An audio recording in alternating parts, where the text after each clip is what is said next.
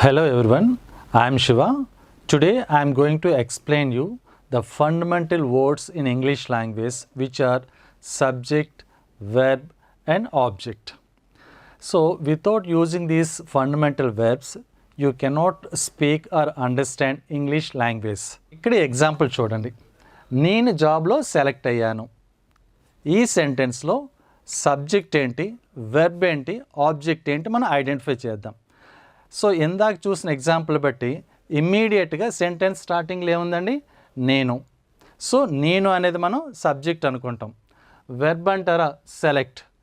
So object ఏంటి, నేను జాబ్లో సెలెక్ట్ అయ్యానంటే జాబ్ అనే దాన్ని ఆబ్జెక్ట్గా అనుకోవటం. ఏదో ఒక ర్యాండమ్గా ట్రై చేస్తుంటాం. కానీ దీంట్లో సబ్జెక్ట్, ఆబ్జెక్ట్, వెర్బ్ ఏంటో నేను ఒక ఫార్ములాగా మీకు చెప్తాను. ఒకసారి దాన్ని చూద్దాం. సో ఇప్పుడు మనం తీసుకున్న ఎగ్జాంపుల్ ఏంటండి, నేను జాబ్లో సెలెక్ట్ అయ్యాను. ఒక సెంటెన్స్ని సబ్జెక్ట్, ఆబ్జెక్ట్ తెలియాలంటే ఫస్ట్ వెర్బ్ని ఐడెంటిఫై చేయాలండి, which is pretty simple even. ఇందులో వెర్బ్ ఏంటండి, నేను జాబ్లో సెలెక్ట్ అయ్యాను. దాంట్లో వెర్బ్ ఏంటి, select is the verb.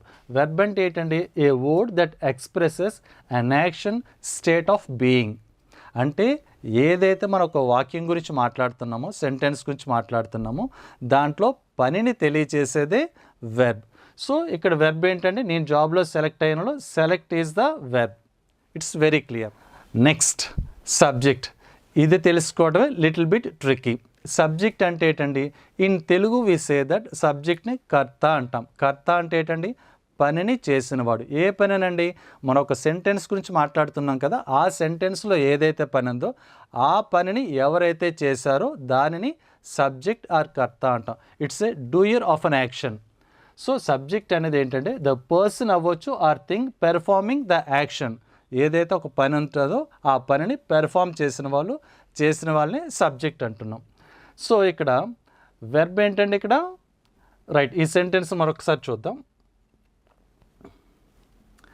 Example ఏంటి, నేను జాబ్లో సెలెక్ట్ అయ్యాను. ఇందులో వెర్బ్ ఏంటండి, వెర్బ్ని ఐడెంటిఫై చేసాం. సెలెక్ట్ అనేది ఇక్కడ వెర్బ్ వచ్చింది. ఈ సెలెక్ట్ అనే పనిని మనం ఎలాంటి ప్రశ్న వేయాలి, ఎవరు చేశారు అని అడగాలి. Then you will get an answer. That answer would be a subject. ఎవరు సెలెక్ట్ చేశారు, ఎందుకు ఎలాగే అడగాలండి అంటే, మనకి వెర్బ్ని ఎవరు చేశారు అని అడిగితేనే మనకి సబ్జెక్ట్ వస్తుంది. అందువల్ల ఎప్పుడు కూడా మనకి సబ్జెక్ట్ తెలియాలంటే వెర్బ్ని ఎలాంటి ప్రశ్న వేయాలండి, ఎవరు చేశారు అని అడగాలి. ఎవరు నన్ను జాబ్లో సెలెక్ట్ చేశారు, దట్ ఈస్ నాట్ గివెన్. మన సెంటెన్స్ ఏమనుకున్నాం, నేను జాబ్లో సెలెక్ట్ అయ్యాను, ఎవరు నన్ను సెలెక్ట్ చేశారు, దట్ ఈస్ నాట్ గివెన్ కదా. ఫర్ ఎగ్జాంపుల్, మేనేజర్ నన్ను సెలెక్ట్ చేశాడు, ఇంటర్వ్యూయర్ నన్ను సెలెక్ట్ చేశాడు అనేది అలాంటి ఇన్ఫర్మేషన్ ఇందులో ఇవ్వలేదు కాబట్టి ఇందులో సబ్జెక్ట్ లేదు. సో నేను జాబ్లో సెలెక్ట్ అయ్యాను అనగానే నేను అనేది సబ్జెక్ట్ అనుకోకూడదు. Clear. Second one, we need to talk about object. ఆబ్జెక్ట్ని మన తెలుగులో కర్మ అంటాం. So a noun or a pronoun that receives the action of the verb. వెర్బ్ని ఎవరైతే ఆ పనిని రిసీవ్ చేసుకుంటున్నారో వాళ్ళని ఆబ్జెక్ట్ అంటాం. సో మనం తెలుగులో అంటాం పనిని అనుభవించిన వాళ్ళు. సో అలాంటి ఆన్సర్ రావాలంటే obviously you need to make some questions to the verb. ఎలాంటివండి, ఎవరిని చేశారు, ఎవరికి చేశారు, అదే వస్తువు అనుకోండి, దేనిని చేశారు ఆర్ దేనికి చేశారు, అదే ప్లూరల్లో ఉన్నాయనుకోండి, వేటిని చేశారు, వేటికి చేశారు. ఈ ప్రశ్నలు ఎవరిని అడగాలండి, వెర్బ్ని అడగాలి. ఆ వచ్చే ఆన్సరే ఆబ్జెక్ట్ అవుతుంది. ఒక ఎగ్జాంపుల్ ద్వారా మళ్ళీ మనం చూద్దాం. మనం ఇందాక నుంచి మాట్లాడుకుంటున్న ఎగ్జాంపుల్ ఏంటండి, నేను జాబ్లో సెలెక్ట్ అయ్యాను. మనం ఇందాక ఏమనుకున్నాం, ఆబ్జెక్ట్ అంటే జాబ్ అనేది ఆబ్జెక్ట్లా అనిపిస్తుంది. కానీ ఫార్ములా బేస్డ్గా మనం చూసినట్లయితే వెర్బ్ని ఫస్ట్ ఐడెంటిఫై చేసాం, సెలెక్ట్ అని పెట్టాం.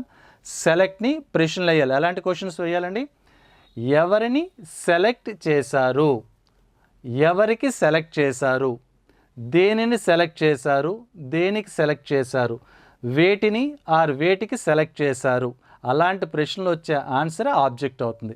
బట్ ఇప్పుడు మన ఎగ్జాంపుల్ ఏంటి, ఇప్పుడు చూద్దాం. నేను జాబ్లో సెలెక్ట్ అయ్యాను, ఎవరిని సెలెక్ట్ చేశారు, నన్ను సెలెక్ట్ చేశారు. సో నన్ను జాబ్లో సెలెక్ట్ చేశారు కాబట్టి I is the object here. ఇదే మనం కన్ఫ్యూజ్ అవుతాం. ఫర్ ఎగ్జాంపుల్, మూవీ స్టార్ట్ అయిందని చెప్పాం అనుకోండి, మూవీ స్టార్ట్ అయింది. అందులో మనకేమనిపిస్తుంది, మూవీ అనేది సబ్జెక్ట్లా కనిపిస్తుంది. కానీ ఇప్పుడు ఏంటి, దేనిని స్టార్ట్ చేశారు, అక్కడ మూవీ స్టార్ట్ అయిందిలో స్టార్ట్ అనేది వెర్బ్ అవుతుంది. దేనిని స్టార్ట్ చేశారంటే మూవీని స్టార్ట్ చేశారు. So movie is the object అవుతుంది. సో ఇది కొద్దిగా క్లారిటీగా ఉండాలి. మనం ఓవరాల్గా తీసుకున్న ఎగ్జాంపుల్ ఏంటండి, నేను జాబ్లో సెలెక్ట్ అయ్యాను అనే సెంటెన్స్ తీసుకుంటే దాన్ని ఇంగ్లీష్లో ఎలా చెప్పాలి, I was selected in the job. Verb ఏంటండి, సెలెక్ట్. సెలెక్ట్ అనే పని ఎవరు చేశారు, that is not given, so subject is not here. And object రావాలంటే ఎవరిని సెలెక్ట్ చేశారు, నన్ను సెలెక్ట్ చేశారు, I is the object. So ఇందులో సబ్జెక్ట్ లేదండి, వీటిని ప్యాసివ్లోనే చెప్పాలి. అందుకే I was selected in the job అని చెప్పాం. మరికొన్ని ఎగ్జాంపుల్స్ ఇస్తాను, దాంట్లో మీకు మరింత క్లారిటీ ఉంటుంది. Right, the light bulb was invented by Thomas Edison. మనం వెరీ ఫస్ట్ ఇన్స్టెంట్ చూడగానే ఏమనిపిస్తుంది, లైట్ బల్బ్ అనేది బిగినింగ్లో ఉంది కాబట్టి దీని సబ్జెక్ట్ అనుకుంటాం. కానీ ఫార్ములా ఏంటండి, ఇన్వెంట్. ఎవరు దాన్ని ఇన్వెంట్ చేశారు, ఎడిసన్ ఇన్వెంట్ చేశాడు. So this is the subject. ఏది ఇన్వెంట్ చేయబడ్డది ఆర్ దేనిని ఇన్వెంట్ చేశారు, ద లైట్ బల్బ్ని. సో ఇది ఆబ్జెక్ట్ అయింది. Next example, Kavitha has been transferred to Vizag. ఇది మరింత ట్రిక్కీగా ఉంటుంది. చూడగానే సబ్జెక్ట్ మన కవిత అనిపిస్తుంది. దాని మీనింగ్ ఏంటండి, Kavitha has been transferred to Vizag అంటే కవితను వైజాగ్ ట్రాన్స్ఫర్ చేశారు, ఆమె అక్కడికి ట్రాన్స్ఫర్ అవ్వబడింది. Who transferred her, that is not given. So manager, boss, government ఉంటారు కదా, అది సబ్జెక్ట్ అవుతుంది. అది మనకి అనవసరం కాబట్టి కవితని ట్రాన్స్ఫర్ చేశారు, Kavitha has been transferred. So who transferred her is the subject. It is not given in this particular sentence. Who was transferred or who has been transferred, Kavitha. So Kavitha is the object here. Next, film tickets are being sold now. మీరు థియేటర్కి వెళ్ళగానే టికెట్లు ఇస్తున్నారా, టికెట్లు ఇచ్చేసారా అంటాం.